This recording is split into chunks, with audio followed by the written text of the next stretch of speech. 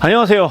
오늘은 특별히 그 다이스 렐름 측에서 영상 제작비와 그다음에 게임을 협찬해 주셔서 찍는 먼저 보기입니다. 워낙 유명한 게임이라 의뢰를 해주셨을 때 고민도 하지 않고 그냥 곧바로 수락을 했는데요. 키플라워는 R&D 게임즈의 창립자이자 게임 기획자이신 리처드 브리지의 6번째 작품입니다. 이후로도 4개의 게임이 나왔는데 이 시리즈 중에서도 가장 대중적인 인기를 얻고 있으며 많은 확장들이 출시된 게임이에요. 이제 곧 그 게임이 출시된 지 10년 차가 되어감에도 긱 랭킹 현재 75위에 안착되어 있는 훌륭한 게임입니다. 그리고 그 키 시리즈 하는데 키 시리즈가 뭐냐고 하면은 이 R&D 게임즈라는 회사에서 아이덴티티처럼 나오는 게임이에요. 그 모든 게임의 이름에 앞에 키가 붙어요. 그 KEY라는 키가 붙어서 키세드랄, 키플라워, 키마켓 이런 식으로 앞에 접두어가 키라는 단어가 붙어서 시작되는 게임들을 키 시리즈라고 하는데요. 그 키 시리즈 중에서도 1998년에 출시된 그 초기작인 키덤은 그 저희가 알고 있는 그 일꾼 놓기 게임의 시초라고도 알려져 있습니다. 그래서 그 게임이 저희가 잘 알고 있는 그 석기 시대라든지 아그리콜라에 영향을 준 게임이기도 합니다. 그리고 게임도 게임이지만 그 키 시리즈 하면 그 따뜻한 그림체도 되게 주목을 끌고 있는데요. 원화가인 줄리엣 브리즈님은 게임 개발하신 리처드 브리즈님의 그 남매예요. 여동생입니다. 그래가지고 그 원화가님이 게임을 2017년 정도까지는 계속 그려오시다가 2017년 이후로는 이제 본인의 다른 개인 사정상 게임 타이틀이라든지 다른 중요한 업무 빼고는 현재 출시되는 키 시리즈에서는 참여하지 않으시고 비키 달튼이라는 다른 원화가님이 바톤을 이어받으셨습니다. 2017년 키퍼부터 그 비키 달튼님이 그림을 맡으셨는데요. 뭔가 느낌은 비슷한데 톤이나 색감이 좀 더 화사해졌어요. 그러면 이 본격적으로 이 키플라워라는 게임에 대해서 소개를 드리도록 하겠습니다. 우선 리처드 브리즈님의 특징 자체가 우선 운이 최소화되어 있어요. 그리고 약간 가족 친화적인 테마, 그리고 게임 메커니즘에 의해서 간접적인 상호작용이 풍부한 걸 선호하시는데요. 특히 상호작용이라는 말을 들으면 공격적인 상호작용 게임을 통해서 좀 마음이 상한다거나 좀 나는 인터랙션 강한 건 싫어 이런 분들이 계시잖아요. 근데 이 작가님의 게임들은 공격적인 상호작용으로 그 플레이어들의 재미를 반감시키는 게 아니라 적당한 견제요소로 게임의 집중도와 흥미를 유발시킨다는 점이 굉장히 흥미롭습니다. 바로 그 즐거운 인터랙션이 무엇인지를 알려주는 게 바로 이 키플라워라는 게임입니다. 키플라워는 봄, 여름, 가을, 겨울 그 4계절 동안 내가 갖고 있는 일꾼들을 통해서 경매를 참여하거나 혹은 그 일꾼을 어떠한 특정 건물 액션을 수행하면서 자원을 또 치환하는 게임인데요. 봄, 여름, 가을, 겨울 4계절이 지나면 게임이 종료가 되고 게임이 종료됐을 때 최종 승점이 많은 사람이 이기는 게임입니다. 이럴 때 그 승점은 얼마나 그 마을 타일을 업그레이드 했는가,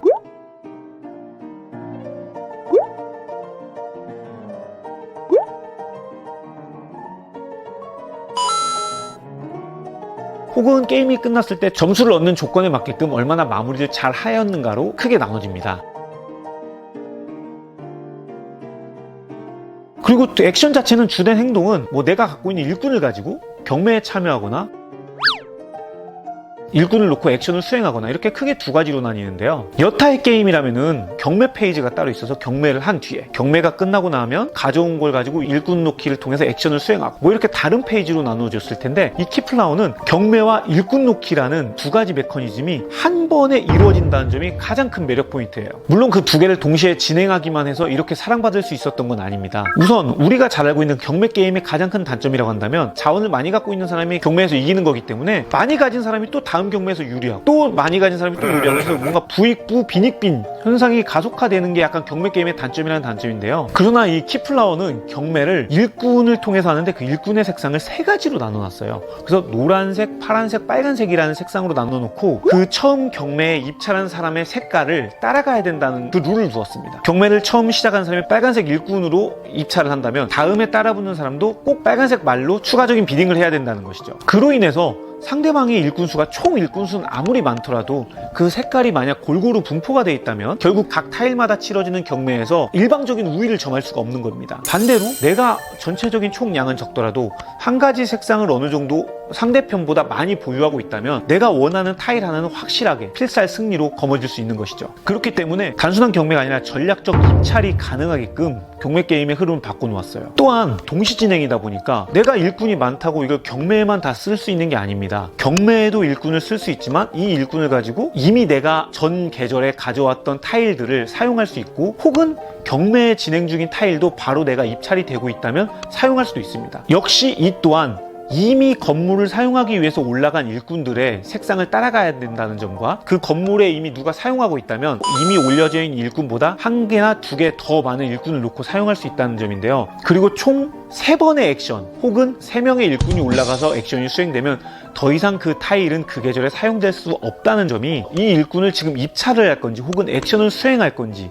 이걸 끊임없이 그 순서를 고민하게 됩니다. 그리고 키플라워에서는 경매할 때 선마저도 경매를 합니다. 이 선 타일을 가져간 사람이 다음 라운드에 선이 되는 거죠. 선싸움이라는 요소가 게임 끝날 때는 별로 중요하지가 않잖아요. 그런데 선 타일에 사용되는 이 미플이 마지막 게임 끝날 때는 조커의 요소로 사용이 됩니다. 그래서 게임 끝내기 점수 때 어떤 거든지 변신이 되기 때문에 선싸움의 그 긴장감을 끝까지 놓치지 않았어요. 그리고 좋은 타일이 나왔지만 아쉽게 경매에서 그 타일을 놓쳤다고 슬퍼하지 않아도 됩니다. 이 게임은 재밌게 타일을 누군가가 가져가도 제가 그 마을을 들어가서 사용할 수가 있습니다. 그러다 보니까 재밌게 아무리 내가 경매에 이겨서 타일을 가져왔더라도 정작 나는 사용 못하는데 다른 사람들이 와서 사용을 하고 끝나는 경우도 있어요. 물론 그렇다고 해서 그 타일 주인은 안 좋은 거냐? 또 그건 아닙니다. 계절이 끝나게 되면은 내 마을의 건물들 위에 놓여진 그 일꾼들은 내 그 가림막 뒤로 돌아와서 다시 사용할 수 있게 됩니다. 즉 내가 마을을 좀 매력적인 타일들을 가져와서 마을을 꾸미면 다른 도시의 사람들이 와서 우리 마을을 이용하는 것과 같은, 그래서 내 마을의 주민들이 늘어나는 효과를 보게 되는 거죠. 물론 내가 가지고 있는 일꾼을 가지고 내 건물을 사용할 수도 있습니다. 그럴 경우는 다시 나에게 돌아오게 되겠죠. 하지만 반대로 경매에 참여했던 일꾼들은 다시 돌아오는 게 아니고 사라지기 때문에 무조건 경매에만 참여해서 타일을 가져온다고 좋은 게 아닙니다. 그렇기 때문에 적당히 경매에 참여, 또 적당한 일꾼은 건물들을 사용해서 다시 돌아오게끔 그런 순서와 계획을 잘 맞춰야 돼요. 이 때문에 지속적으로 상호 견제의 긴장감이 계속 감도는 게임입니다. 그럼에도 상대가 뭔가 견제를 통해서 나의 수를 딱 막았을 때 내가 하려던 거 막혔네 라는 그런 뭔가 기분 안 좋은 느낌보다는 뭔가 내가 하려던 그 많은 가지들 중에 하나가 잘려서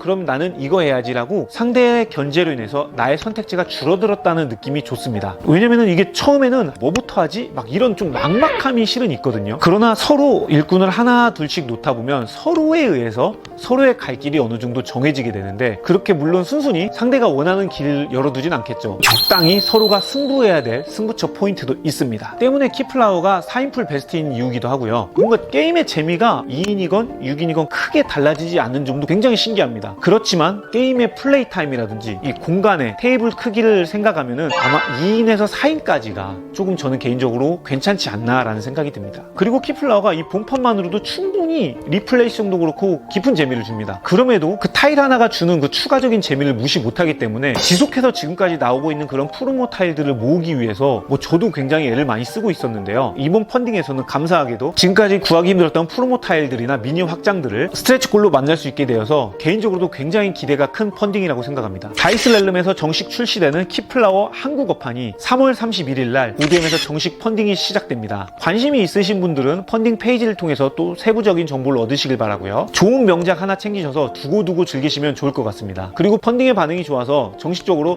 농구 확장이라든지 그 상인 확장까지도 한글판으로 이어졌으면 좋겠습니다. 이제는 출시된 지 10주년을 바라보고 있음에도 군더더기 없이 따뜻한 인터랙션이 무엇인지 보여주는 게임 키플라워의 먼저 보기였습니다. 다음에도 재미난 게임을 들고 찾아오도록 하겠습니다. 그럼 여러분 안녕히 계십시오.